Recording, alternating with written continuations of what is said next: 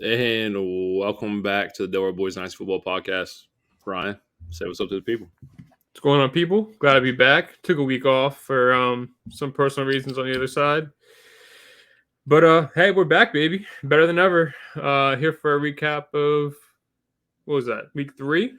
Yeah. I ain't got nothing to hide, man. Week 2, last week. If you only follow Ryan, then you don't follow me. Well, hey, shame on you. Sorry to hear that. But my grandfather passed away. So last week was getting everything ready and prepared for the funeral. Friday was the funeral. We're doing good. Take it one day at a time. Obviously, just want to tell everyone in that moment, football didn't even come close. So rest in peace, Pops. We love you. Fly high. Continue to watch over the family. We love you. We miss you. God bless the Chalmers family. Thank you, guys. But we're back. We missed week 2. And we apologize for that. But we were pretty interactive on Twitter with you guys as much as we possibly could be. But we're here. Week 3 recap, baby. Let's ride. I want to start with this. Granted, the injury did not happen on prime time. Between Sunday night and Monday night, I feel like these injuries have sucked. It's every year, man. Every year. This year's been terrible. I mean, is it any worse than any other year? I feel like it just started earlier than the running back market and landscape is awful. It's absolutely abysmal. This is the worst I've seen it. But what I'm referring to here, rejoice, no RB drafters. In a 1 o'clock game, we watched Mike Williams, who was having a hell of a game, 7 catches, $120 and a tutty. On his way to a wide receiver 15, standing right now. Just as good as it was 2 years ago and 3 years ago, 2019, 2020 season. He was a wide receiver 10. That's the Mike Williams we were getting this year. He looked good. Right. There's his ACL in a game with the Vikings. Obviously, it's very, very sad how this is playing out. By the way, this is how we started out our article. I finished the waiver wire article. It is on RPO's site for the week 3 going into week 4 for the waiver wire editions. Be sure to check that out. Very proud of that one. But yeah, the injury landscape sucks. I just want to get that out there. I mean, it's tough, especially tough stuff like that going down. I mean, it happens all the time, but I mean, it's not even the worst of it. Mike Williams we didn't even get to cover the Saquon injury because we missed that week. I mean, we didn't get to talk about Nick Chubb. Nick Chubb's. Luckily, it's just the MCL. Somehow, some way that wound up only being an MCL injury, which is, he's done for the season. But for his future, I truly don't believe it, though. I truly don't believe that. You think it's more than just his MCL? Absolutely. I mean, it looked really, really bad, but bro, I was watching that in real time, and I saw that at first it looked bad in real time, but then you slow it down, and they put emphasis on this. Chris Collinsworth specifically would pause it and then would watch Minka just absolutely obliterate his knee. It just looked awful. It was disgusting. It's because Chris Collinsworth is a sick man. Hate that guy. So yeah. So let's just get into the running back landscape. Some things I want to talk about. I mean, dude, between Chubb, Barkley, Eckler, Dobbins going down, JT not playing. It's bad. The running back landscape, the top 10 running backs, it looks abysmal when it comes to your draft. Yeah, Raheem Mostert and Achane, which we'll get into later, I'm sure, are both top 10 running. They took both top 5. They're both top 5. Yeah, Mostert's number 1, Achane's number 5. This is what we're dealing with. Josh Jacobs went in the 3rd round of your drafts, and he's nowhere to be found in the top 20. I feel like the fall off for Jacobs was inevitable, though. That was insane. Okay. I wasn't asking to repeat at running back in the top 3 running backs. But top 25, bro, let's get this shit together. This is true. But yeah, no, injury landscape, running back landscape, it's all rough already. But does that mean you get these injuries out of the way and that way playoffs come around, all these guys are back and healthy. Dude, any injuries are just it's part of the game. Yeah. But we're not done with injuries. We're not. No, it's gonna be a weekly thing. It's Yeah. such a I mean, physical. so that's why you need to really be careful about how you've had constructed your team. You need to be aggressive on the waiver wire. If you realize you have holes in your lineup, you need to address them. So things like that. But before we get started, we had a tweet from a fan here who wanted us to discuss a trade, and I have no problem doing so. So let me bring it up. I'm going to bring it up to you.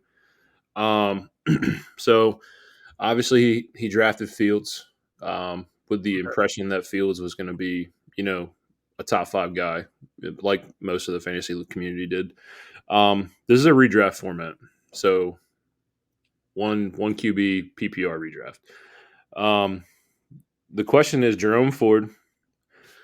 He didn't specify what his running back landscape looks after Jerome Ford. So if we're throwing Jerome Ford in this trade, I'm assuming the running back landscape of his roster isn't good anyway. I'm assuming he lost Chubb, personally. It could be anybody. Go on.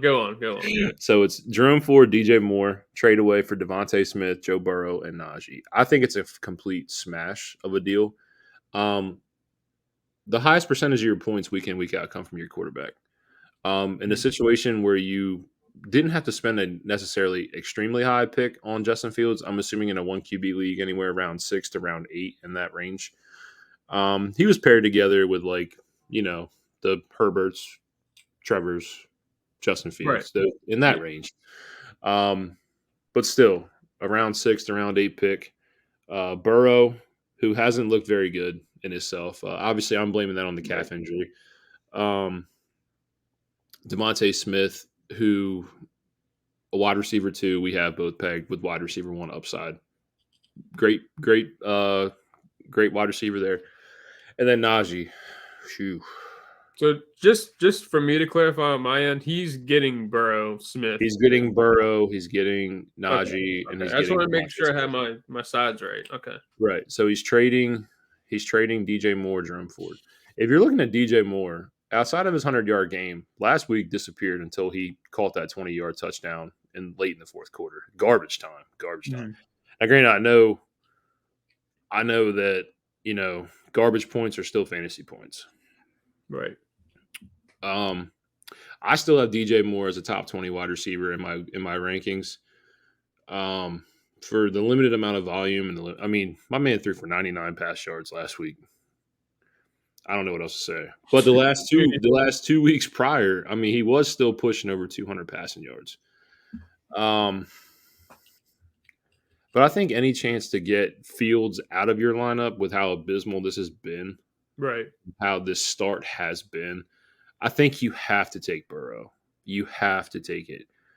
I think honestly, rest of season, Jerome Ford or Najee Harris, that's a tough question.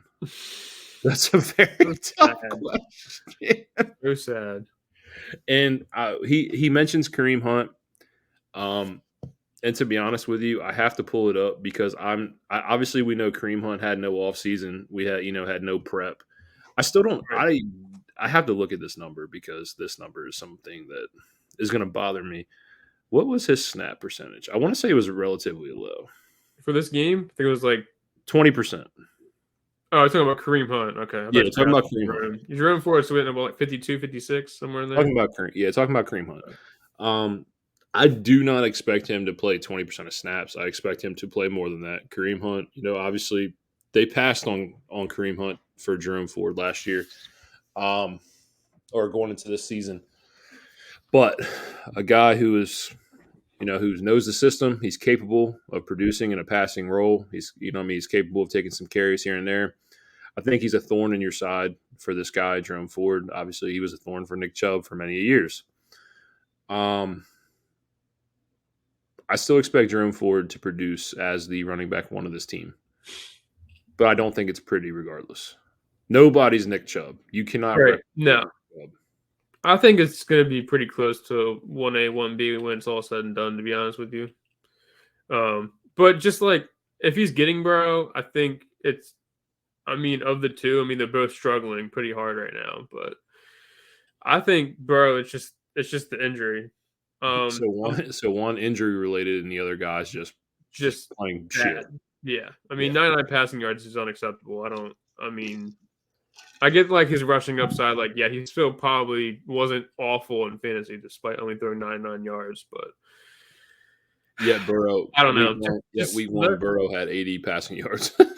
let's just let Burrow figure it out as the season goes. I have no problem with the trade at all. I guarantee you, Burrow probably went a round higher than Fields in the first place. If I was guessing, I think it's a great time to buy Burrow in general. I mean, he is playing terrible. I mean, he won last week, but even last week he didn't look like himself. But I think by mid-season, and Well, also, I do want to reiterate the fact that T. Higgins leads the league in drops to start the year.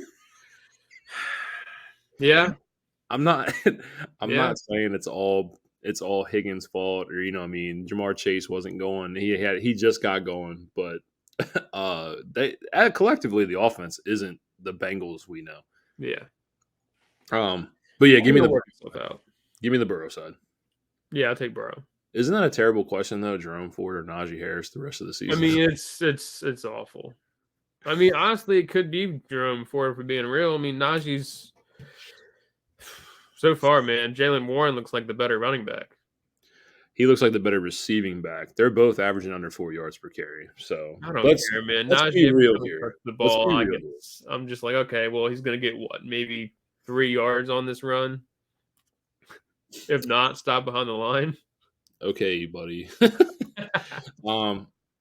Week 3 recap. The game that stands out to me. Obviously, people want to talk about. The Miami Dolphins scoring 70 points. It was a prolific game. It was a That awesome is game. the game to talk about. I don't know what you're about to say, What but I want to talk 70-20 about, is fucking I want nuts. to talk about because I own a shit ton of shares of this man. I want to talk about Justin Herbert. That's who I want to talk about. Yeah. I'm gonna hold my tongue on that one, but yeah, go Herbie, baby. Talk about Justin Herbert. My man had 7 completions all day. 7 incompletions all day, bro. He was 40 of 47 for 400 yards and 3 touchdowns. I mean, I hate to say it like this, but it was Minnesota's defense. But still, now, I mean, so now you want to agree with 47. me that Minnesota's defense is historically bad. They're historically bad. I'm fully aware that the Vikings defense is. My man Keenan Allen threw a 50-yard bomb. Anyway, it's cool because I own Justin Herbert everywhere. The asleep in the bread aisle league too. What Justin Herbert out there slinging the rock. I love it. So let's jump into the Chargers itself. Mike Williams goes down. I wrote in the article that long term Quentin Johnson I think does have upside going into the 2023 season here. Yeah. But let's pump the brakes. A guy who has yet to play over 27% of the offensive snaps for the Chargers. Give me Josh Palmer. Comes in, fills in great. 7 catches Sunday, losing my days. Sunday for 60 yards and a touchdown. It's a hell of a way to step in. Last year, we know they dealt with injuries. 3 top 20 or top 30 wide receiver finishes, and then 2 top 10s. Josh Palmer has been productive. Josh Palmer is a viable wide receiver too. If I'm going to take the upside in the short term, it's Josh Palmer over Quentin Johnston. Yeah, short term, absolutely. That's what I was going to get into myself. Short term, if you're looking to win for now, it's definitely Palmer. But I think long term, I don't really think you draft a rookie in the first round where they did as the wide receiver 2 out of the class. Obviously, the guy they believe in. You would think as the season goes on, he gets more and more involved as he gets used to this offense, especially with Mike Williams going down. I think it's Palmer for now, but I think come towards the end of the season, I think you'll see Johnston step into that role. At least get more than 20% of snaps. At least that. I mean, I have no disagreement. I'm a big fan of Quentin Johnson and himself. Always did like him coming in the pre-draft process. I'm not the biggest fan, but he'll still get involved whether I like it or not. The question is like, obviously we had Jordan Addison pegged as the wide receiver who has the clearest role and the clearest Yeah. outlier to Yeah. fantasy production from the start, and that has turned to be true. Um, Mm-hmm. but now here's Quentin Johnston's chance. You know what I mean? Yeah. I mean, this is his opportunity. I think it'll come. I mean, like I said, I do too. I'm not. I have no ill will towards it, but like I said, for the next, if I have to take like a 4 week outlook from this point on, 3 to 4 weeks, give me Palmer. Yeah, absolutely. Now, Palmer, yes, 100%. Playoffs could be a different story. Right. But like I said, if you just lost Mike Williams, I think the guy you go for is Palmer. But yeah, Smitty has Palmer on his roster as well in your league. Just so you know, I just looked at that, by the way.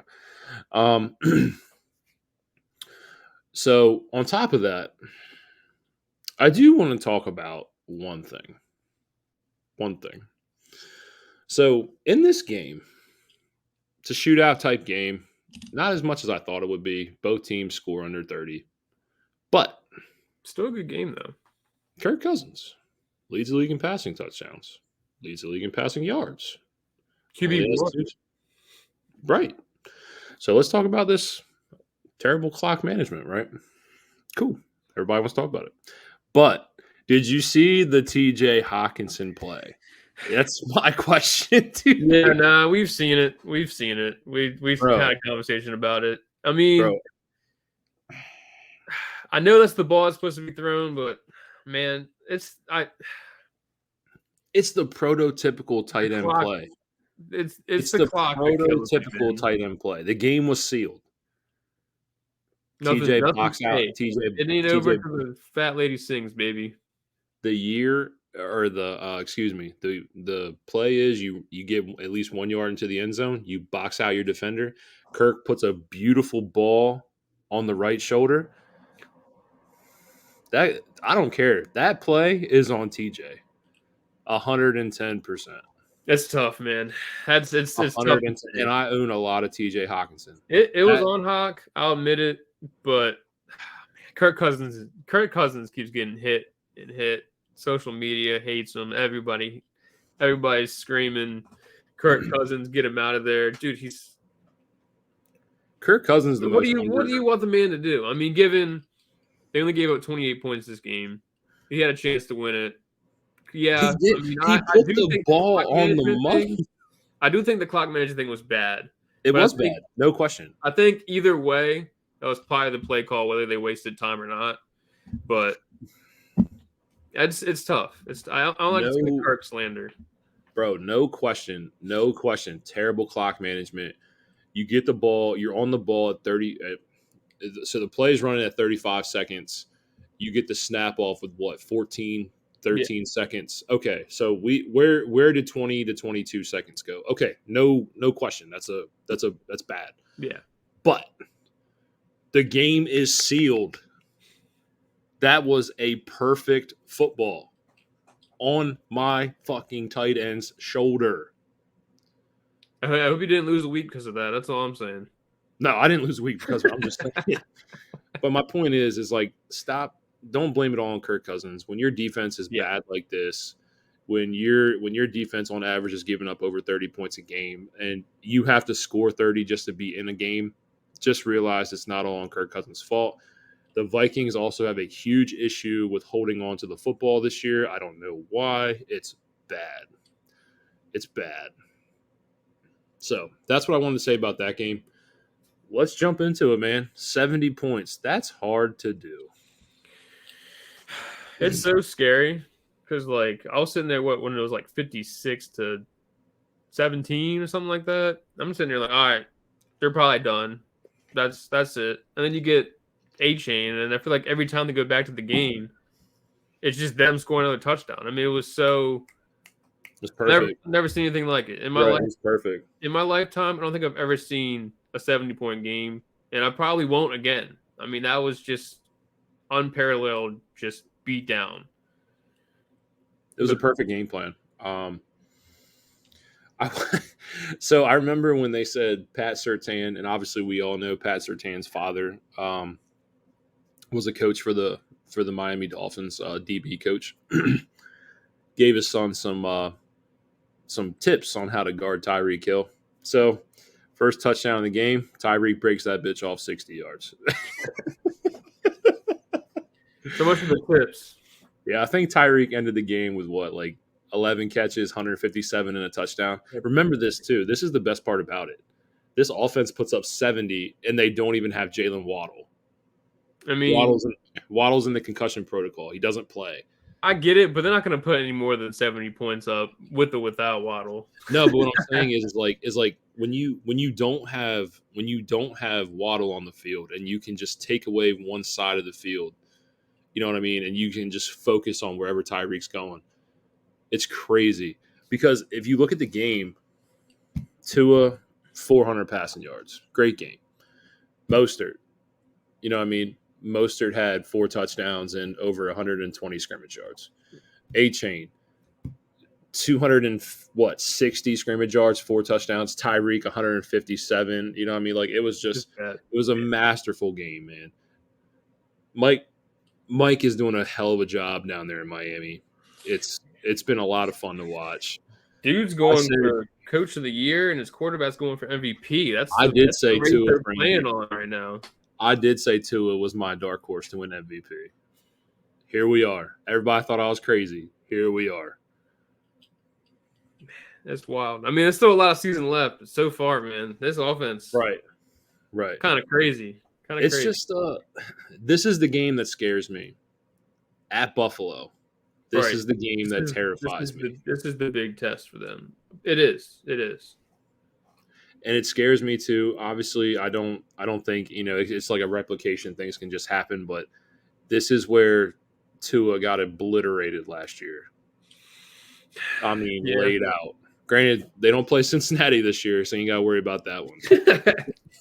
But this is the game that scares me. If he makes it through this game, and you don't got to worry about it. You see him in Miami later in the year, fine. But this game is the game that scares me. What, in the cold at Buffalo, out of his element, just meh. Bro, keep all Buffalo Bill pass rushers away from Tua. God bless this man. God bless Tua. Dude, I don't want to see him get hurt again. I just hope he has a clean year. We can just see a full clean year from Tua. See what he can do, man. Because if I get to I'm already willing to put him there, no question. I just have to see because honestly, he's done a great job of not getting hit, which has been a phenomenal thing to see.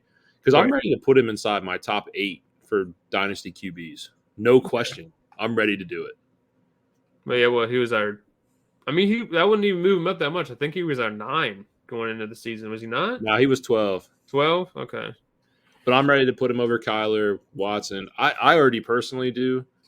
I'm ready to move Fields. I'm ready. Fields for me is 14. If we're on the same subject, is T-Law? Does he go below T-Law at this point, or is T-Law still? Oh yeah. I never had Fields over T-Law. Oh no, I'm saying does he move over T-Law? Yeah. I'll be honest with you. I think the T-Law panic meter is rising a little bit, but it's not at the point where I'm ready to move it. I'm at a 3-4 with T-Law. Fields, I'm at a 9. Fields, we're past panic. We're panicked. Here's the thing about Fields, which I think this panic is a little bit overblown. He started the season worse last year, and as the season went on, he got better and better and turned into the fantasy darling. Now, can you do that back-to-back seasons with how bad some of these play calls are and how rough his passing looks so far? I don't know. But all is this time last year, he was playing the same exact way he was playing, and but other than the end of the season, something looks slower about Fields. I mean, I'm not saying it's bad. Dude, there's a couple of plays the pick 6 to Shaq Barrett. The offense literally ran the same running back screen off the right guard 3 consecutive plays. Right. That's terrible. It's terrible. Um, there's no effort from Chase Claypool to certain extents. Like I don't see a whole lot of effort coming from him. I know he caught a 20-yard touchdown in game 2, whatever. I don't like that.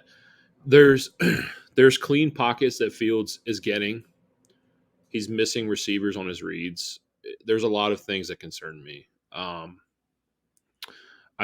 not seeing a progression where I feel comfortable. I'm not saying that it's all Fields. Like play calling comes into it. Right. Obviously, protection schemes come into it. Obviously, he's not seeing the cleanest of pockets all the time, but it's not all Fields. But I'll be honest with you, the whole situation itself scares me because if you're in a situation for the first round pick, that scares me. A, for Caleb Williams, if this is a possibility, and B, Oh yeah. and B, it scares me for the long term outlook of any QB that's in Chicago. I mean, I think Eberflus is a big part of this. I don't love him as a coach. I think the Bears had 1 pick last year. They traded away to the Panthers so they can go get Bryce Young. If they get the 1 pick again because of Fields' performances, I mean, he's lost what? How many straight games? 10 straight? 10 straight games? He hasn't won a football game. I know on ESPN they said that he hasn't won a football game since last October. Yeah. So, I mean, We're approaching a year of winning football. Losing football. Of winning a game. Yeah, we're approaching a year. Oh, okay. Yeah. Yes. His stat line in 27 career starts it's awful. It's bad. Yeah. So, I mean, it's not good. But I think get Eberflus out and then maybe give it one more shot with like an actual coach and then go from there. But it's going to be it's hard to have 2 number 1 picks back-to-back seasons and not capitalize on Caleb Williams. All I'm saying is I'm tired of talking about Justin Fields. I want to talk about how about them Cowboys? How about them Cowboys? I mean, were they supposed to be an impressive team? I mean, it looked totally different this week. I mean, Granted, I know it is rough playing with 3 offensive linemen out. No, don't give me that shit, man. Come on, dude. You can't. The Giants fucking came back and handled the Cardinals handily. I don't know what to say about the Cowboys. I mean, they looked fantastic the first 2 weeks, and then they get the Cardinals, and it's like the engine stopped. The defense didn't look the same, and the offense didn't even really look. Pollard's engine didn't stop. Pollard was still doing Pollard things. Pollard did good, but I mean, outside of that, Dak didn't look great. Bro, my man threw into triple coverage in the end zone. So, like, what am I to think about the Cowboys now? Like, what don't they have the? No, not yet. I was gonna say they have the 49ers, but I don't think that's anytime soon. Honestly, I don't know who's on the slate for the Cowboys next. Yeah, I don't know either. But nonetheless, man, we'll see how they look next week, dude. That week I couldn't believe my eyes. I just thought, like, okay, bad drive. They're gonna come back eventually. As the game went on, I'm like, wow, this is really gonna be the Cardinals upsetting. Dude, Josh Dobbs looks so good. I don't want to talk about the Cowboys because we've kind of discussed them a little bit. Let's talk about the Cardinals for 2 seconds. I just want to say, I think if Kyler Murray's starting the season, I think they're 3-0 right now. Honestly. I think they have a legit shot to be 3-0. So my question is, are they going to start like trying to win these games when Kyler gets back, try to be competitive and move away from like the whole Caleb Williams route? Or do you think they stay? I told you before the season started, I do not think it's a realistic thing that the Cardinals end up with Kyler or with Caleb Williams. Mm-hmm. I don't. Now, granted, we got a long way to go. Yeah. But realistically, they said Kyler's not going to be ready for week 5. I'm pushing Kyler probably to like week 8. He won't be. I was going to say he probably won't be back till even like week 9. But I mean, hey. I own some Kyler Murray. I'll take a week 8. Yeah. I mean, the thing is like, they don't look that bad. No. It's just like the Seahawks last year when we said the Seahawks had the possibility of finishing as a bottom 5 team, and they come out and they outperform expectations. Obviously, you look at the capital, Josh Dobbs obviously wasn't the draft capital pedigree of Geno Smith. I get it. Cool. Yeah. The roster is not as talented in Arizona as it is Seattle. But I don't hate this team. It's the heart. They're playing with a lot of heart. They're not there's no stupid football. They're not turning the ball over. Right. They're not a top 15 team when it comes to the penalties. They're playing smart football. James Conner looks great. That's what I was going to touch on. I was going to say the heart of this offense is James Conner. He looks great this year. Looks great. And playing great out there. Back-to-back touchdowns. My boy Hollywood. Flag, baby. Man. Hollywood. Marquise. But no, and that's what I'm saying. And then you kind of touched. We'll get to it maybe this or next podcast. I guess this week wouldn't be a great week to talk about the Bucks but kind of similar to the whole. I put them in the same conversation as like the Cardinals and Seahawks with like low expectations, but they've kind of like went over that. Yeah, they've risen. Sure. But yeah, no, Cardinals. I don't know. I just don't. I think the whole Caleb Williams thing might be dead for me, just based off how they've looked. They're not nearly anywhere near as bad as I thought it was going to be. They're not that bad. They're not. No. And I told you Caleb Williams was not going to end up in Arizona. I told you that. You asked the dynasty community. It was a lock-in. Caleb Williams going to the Cardinals next year. Right. Then they're shipping Kyler Murray out the door. And Kyler was gone. Kyler was gone somewhere. I don't know. I never stopped believing in Kyler. I just want that on record. No, I like Kyler. I just don't like Kyler. I don't like Kyler after the Call of Duty's dropped. That's fair. Hey, them double C weekends, man. It's tough. It's tough as a fantasy owner. Oh man. Yeah. So shout out to them. Upset the Cowboys. Obviously the Cowboys have some questions to answer. We'll see. They have New England next week on the 4:30 primetime game. What this week coming? We'll see. Got some questions to answer. Another player I really, really want to talk about who looks phenomenal, who I gave hatred to, and I apologize. CJ Stroud. That man looks great. Phenomenal. Yeah, no doubt. I mean, he's got two receivers that are producing legitimate numbers in fantasy, and Tank Dell it's not three, bro. You're forgetting Bobby Trees. You're forgetting my boy Bobby Trees. Nah, fucking Bobby Trees. Actually, one of my late round darlings all year. But yeah, Bobby. No, I mean, look, CJ Stroud looks legit, and I don't want to speak too soon because it's only week 3. But so far, maybe looking like the best quarterback. I mean, you can argue Richardson, sure. That's why I say maybe. But dude. Nah, running a functional offense and with Houston, crazy. Pure pocket passer, pure presence, pure poise. And his O-line's not healthy yet. Right. He looks good, man. I'm telling you, he looks good. I mean, and the dude said, "Get me Tank Dell," and Tank Dell is balling. He's using him. He's balling. Now, granted, I had some more. Hopefulness for Xavier Hutchinson hasn't come to fruition yet, but Nico looks good. Nico looks good. Great. Bobby Trees, a leader, a veteran presence, looks good. Hey, it took CJ Stroud 2 games to have more 300 passing yards than it took Justin Fields in 27 starts. I knew that's where you're going with that. I knew it. It was good, man. Hey, man, to the CJ Stroud lovers, I'm sorry. I was wrong. As of now, I'm wrong, but he looks really good. I'm very impressed. Dude, that way better than I thought, except for the run game. Terrible. But quarterback, receivers, the whole thing involved with CJ Stroud, great. No Tunzel either. It's great. Wait for him to get Tunzel back. See how this looks. It's really impressive. I really can't believe CJ Stroud's already playing the way that he is. Giving me like 2020 Justin Herbert vibes. I was gonna let you say your thing. That was my next comment. Is like we're looking eerily similar to Justin Herbert start from a few years ago. Yeah, my boy J Herb. You know what I mean? I still to this Well, day hold on. I just want to say real quick. I'm not in any way saying that CJ Stroud is going to be is Herbert. Herbert. No. I just want to strike that from my record real quick. But No, he but is I will off say to a this. great start.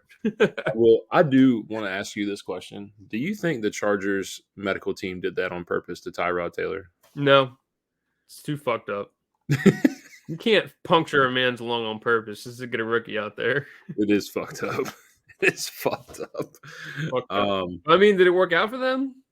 Yeah. Does the medical team not get as much hate because of Justin Herbert? Probably. That medical team for Chargers fans is probably fucking celebrated because of that. I don't know, buddy. Keep the train rolling, baby. QB play. Excuse me. Another QB I planted my flag on was very high on Jordan Love. Let's talk. I'm going to be honest with you. At this point, we're talking Jordan Love in a game where he was down 17-0 to a pretty solid New Orleans defense. No Bakhtiari, no Aaron Jones, no Christian Watson. We can keep going on the list. Scores 18 unanswered. 18. Against poor Jameis Winston. Nah, half Jameis, half Derek Carr. You know what I mean? Anyway, but I don't know how, you know what I mean? Like they're the mannerisms too, man. Like, have you seen some of these like handoff fakes and things like that? Like, you could tell he really watched Rodgers play. Really, Yeah, that's what Rodgers. I'm going to say. It's like you can tell that he wasn't just sitting behind Rodgers. He was there. He was learning. You could picked his see it in brain. his play. I mean, right now he's QB4. And Right. it's crazy. Nothing I could have ever expected. I mean, given Jordan Love going into the season, I knew he'd be good. I mean, the Packers are great with quarterbacks, but I thought at best case maybe like top 12. He's QB4 right now. Yeah, and obviously this isn't something that I expect to continue. Right. I expect him to have his peaks and his valleys. I expect him to struggle at times. Mm-hmm. But I mean, we're looking at it. We're looking at this man's already accounted for 8 touchdowns this year to one pick. Yeah. I can't expect him to go out and throw 3 touchdowns a game every game. I'm not saying that, Mm-hmm. but remember too, like this is a young team, a very young offense. Outside of a veteran and Aaron Jones, you have 2 tight ends you drafted this year in Musgrave, Tucker Kraft, Christian Watson last year, Jaden Reed, Dontavian Wicks. Yeah, Romeo Dobbs. Romeo Dobbs. Yeah, keep going down the list. Like, yeah, young offense, and they look pretty good. Jaden Reed actually looks. I mean, I jumped on his train late. I know that I was a little bit late on Jaden Reed, but he's yeah, I found him late in the draft process. Maybe a little bit too late in some of my drafts, and he looks pretty legit out there, man. Michigan State. Yeah, stand up, baby. No, I just wanted to bring that up too. Phenomenal start for Jordan Love. There was a lot of people hating on Jordan Love. A lot of people really hating on Jordan Love. And here we are. We're here. We're here. And it, like you said, I don't QB4 to keep up. I don't think so, but he is a fine low end QB1, which is wild to say. But I mean, it's true based on what I've seen so far. I mean, he's put up more than 25 points every game this year. Well, depending on league scoring, but around that. Yeah, he's solid. He's a great player. Excited. He's our QB2 in our C2C league. Good Great. guy. What a guy. Is there anything else you want to point out about week 3, man? Seriously. We touched on a lot of things I want to talk about. I'm trying to think if I'm missing out on something. We touched on Burrow. God bless America. There is one thing I want to say too. I don't own Kyle Pitts, so I don't really care. But I do want to say one thing. Jonnu Smith has more targets than Kyle Pitts. Yeah. Rough, rough. It's sad to say, but like maybe at this point, like this might be a little bit on the hot, spicy side. I think Sam Laporta over Kyle Pitts. I saw one the other day. It was, would you rather start Cade Otton or Kyle Pitts? And honestly, I thought to myself, man, I might go Cade Otton. Cade Otton is extremely underrated. A great tight end, by the way. Just want to throw that out there. Yep. Um, Can we just 1 second, just like no fantasy talk real quick? I think the Colts Ravens game was maybe the most frustrating ending I've seen in a very, very long time in a football game. That was like neither of them wanted to win that game. I don't know what's going on. It looked like a tank off to me. The whole second half of the fourth quarter in the OT. What's going on? I'll be honest with you. I was at work, so like I didn't catch it play by play, but I saw the run back, and no, it didn't look good. It No, was it wasn't it good. was awful. The ending was terrible. Lamar Jackson looked electric on the ground in the first half. Second half of the game, the wheels fell off. I do want to say something though. Everybody talked bad about Michael Pittman, but here we are. The only wide receiver in the league to have 8 catches or more in the first 3 weeks. I just want to say, wide receiver 10, huge PPR upside, looking kind of good. Eat that take if this keeps up. I'll tell you that. I hate Michael Pittman. I've been speaking bad about him for 3 years now. I know there was no Marlon Humphrey, no Marcus Williams, you know what I mean? But did you see him high point that ball Gardner Minshew threw? That Yeah. was beautiful. Beautiful catch. How do you miss that? That was all over everything That for was a beautiful catch. yeah. Beautiful catch. The only catch I think was better this week was Mike Evans. Oh, You that one-handed. know, that catch was unreal. Like I He, said, he I tweeted it yesterday. I said, give you Mike tweeted Evans. it. I said, give Mike Evans a Unbelievable. gold jacket, bro. Give him the fucking gold jacket. He can retire today. You got to give it to him, man. Gold jacket. Put him up. Put him up. And everybody had written off Mike Evans. And here Not we are. me. Shit, I was drafting that man all over the place Me in too. redrafts, I best love Mike balls. Evans. Send that man my way. He's the most consistent fantasy receiver. You know the crazy part is when we did that dynasty draft like week 2 going into week 3, I still got Mike Evans in the 13th round of a dynasty draft. I get it. He's old, right? Not like the greatest dynasty, but come on, that late round 13. He's starting as my second flex. I mean, It's Mike same in Evans, the leagues that bro. I have him in. I It's mean, I'm Mike in an 18-man league, and I have Mike Evans sitting in my flex spot. If that tells you anything about his ADP, It's Mike Evans, bro. I don't know what else to say. Like, give him a gold jacket. right now, Yeah, have a absolutely. ceremony. Have a ceremony next week. I don't care. Sure, let him just keep playing. Also, too, just another thing. Kenny Pickett, first 2 touchdown game, looked really good.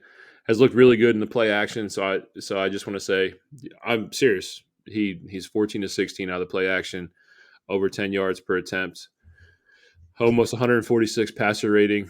I really hope that Matt Canada starts to incorporate more play action, more rollouts, more things like that fit Kenny's skill set. And also, I want to bring up the fact that even though our O line still not gelled, hasn't looked great, he was moving exceptionally well in the Vegas game. I remember 2 specific plays where he rolls out off his back foot on a rollout, picks up 15. His extending the pocket looks great. I'm very happy with that. George Pickens is really coming to life after the catch last year. It wasn't George Pickens' thing, but now his skill set, he's second in the league in 8.9 yards after the catch. He looks really good. Those 2 I'm excited about. Though that is what I'm excited about. Also, we got Freiermuth going. Yeah. Huge integral part of our offense. Love that Freiermuth scored the other night. Love that he had more than 5 yards in a game. More than 5 yards in a game. You know, I mean, great. I'm very excited. Great game. We're gonna go down to Houston, have another good game. I'm excited about it. Also, No fantasy relation. TJ Watt is the baddest defender on this planet. The baddest defensive player on this planet. I love No. how I'll let you talk your shit, but I love how you chose a week where Myles Garrett recorded 3.5 sacks to say that he's the best. And he still has less sacks than TJ Watt.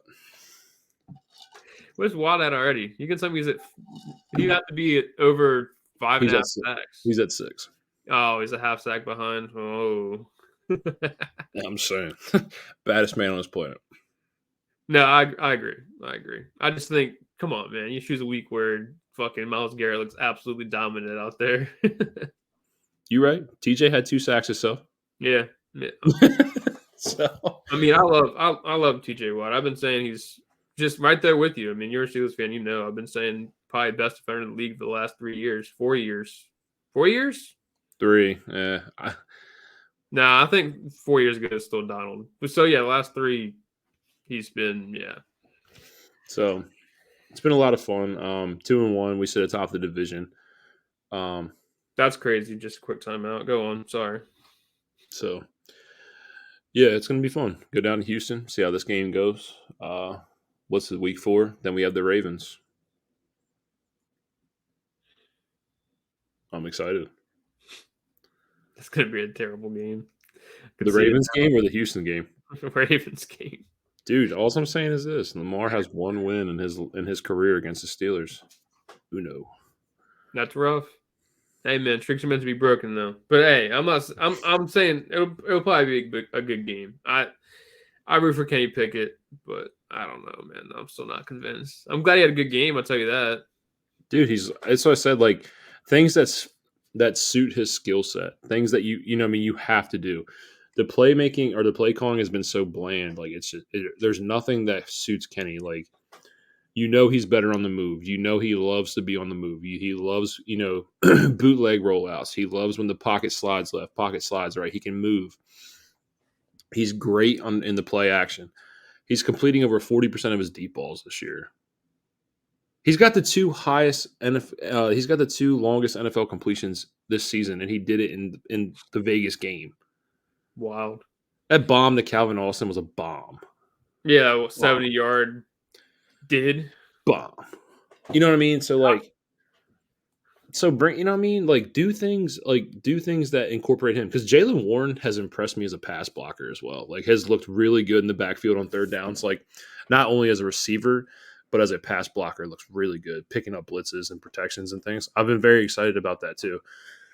So, and even though Darnell Washington has yet to record his first NFL catch, he's a mammoth of a man. He's doing what he was supposed to do in that aspect. Not with me, as long as he's doing his job. As long as he's picking up the blocks, man. That's what I'm saying. That's what I'm saying. Hey, who cares, man? I watch every minute of every Steelers game. Just do what Kenny does best. Get him moving. We've had it, dude. It was a lot of fun to go back and do that. You know what I mean? Granted, we didn't look good against Cleveland. Defense outscores the offense, but guess what? Vegas a little different. So, just some things. Anything else you want to cover while we're here, buddy?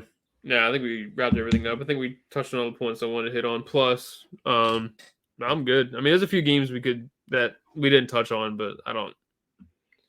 I will just leave you with this: Tennessee Titans abysmally bad.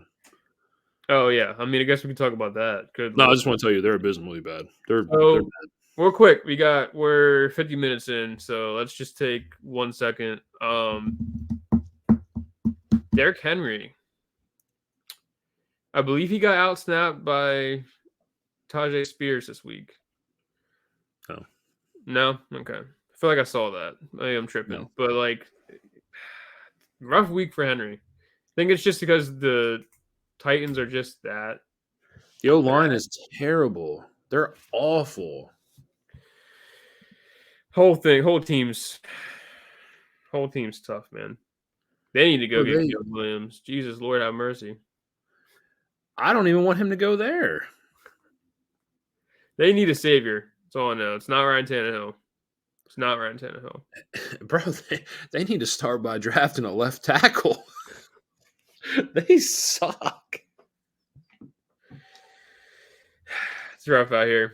to be a Titans player. If you And own any part of the you're Titans, telling me they cut Taylor Lewin in the offseason for what? should have For paid that what? man. Should have paid that man whatever he wanted based off what For I'm seeing. what? This is terrible. Yeah. And their secondary they suck. Like, I mean, outside of Kevin Byard, you know, what I mean, dude, they look bad. Granted, they're still tough up front. We all know that. They've always been tough. But here we are. They have gotten cooked by every receiver they've played. So if you see Jamar Chase and T. Higgins this week go for $150 apiece, do not be surprised. Yeah, this could be the week you see Jamar really get back in place. This is a big week for Burrow. We talked about earlier. Big week for Burrow to finally snap out of it and get back into a groove. You know, I mean, Chase just had 140 plus. He hasn't scored yet. That streak's broken this week. Like, yeah. So, other than that, man, I'm good now. For you. Yeah, let's do a little week 4. Give me the winner of this game, Detroit at home against the Packers. Whew. First of all, what is this? This is the Thursday game? This is the Thursday night game. Wow, what a great Thursday game.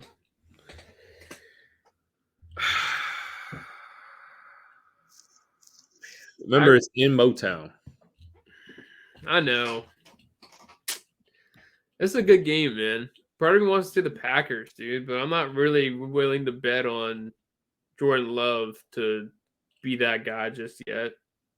Oh, no, I'm sorry. Excuse me. This is in Lambeau. I'm sorry. Oh. Got the location. Oh, okay. Shit. Well, now I was about to say I'm not sure about Love on the road. At home, comfortable in his home stadium, with the fans backing him. I was already on the fence, man. I'll take the Packers. I'll take the underdog. I'm sure the underdog. Yeah, home road splits. Remember we talked about that with Jared Goff last year. It's a concerning thing. Obviously, Green Bay has a real shot to bring Christian Watson in this week. Aaron Jones back, Bakhtiari back. I think those are huge playmakers and huge, just game changers on a football field. And I think Green Bay has a better defense. I'm going to take Green Bay as well. I think both defenses are pretty fucking mid, but yeah, sure. Green Bay is great against the pass. They suck against the run. I'm going to be honest with you about that. Yeah, no, that's always been their problem, though. For like the last 3-4 years, I feel like. If Montgomery comes back from this thigh bruise, he might go for $150 on the ground. God's sakes. So I'll take the Pack. I'll take the Pack. I'm gonna take the Pack as well. I like what I see from Jordan Love. Big divisional game. I'm gonna take Jordan Love. J-Lo. It's our C2C guy. It's our C2C guy, buddy. But on that note, man, I think it's time to get out of here, man. You know what I mean? It was great. 53 minutes. Usually our podcast's been running anywhere from 30 to 40. But, man, we needed to get back to it. Really get back in the groove, man. We missed a week. Went over 13 minutes, probably 15 minutes, but all said and done. Whatever. We'll be here Saturday. We will be Saturday night, our first Saturday night of the season. So we'll be touching on, like, sit starts, some stuff like that for you guys for the Sunday games, and looking forward to that. But for this episode, I think we're about wrapped up. Steven, you got anything to say to the people, buddy? Yeah, I want to start doing like a grab bag, like a mailbag type of thing, as well. So like if there's any start sits you guys have for Saturday going into Sunday morning, let's do it. Yep. I'll tweet that out. Ryan will tweet that out. Other than that, again, check out our waiver wire edition article on RPO yards per. Thank you for the platform. We appreciate it. Again, I want to tell Ryan, I appreciate you for picking up the slack last week while I was going through. Love you, buddy. On that note, we are out.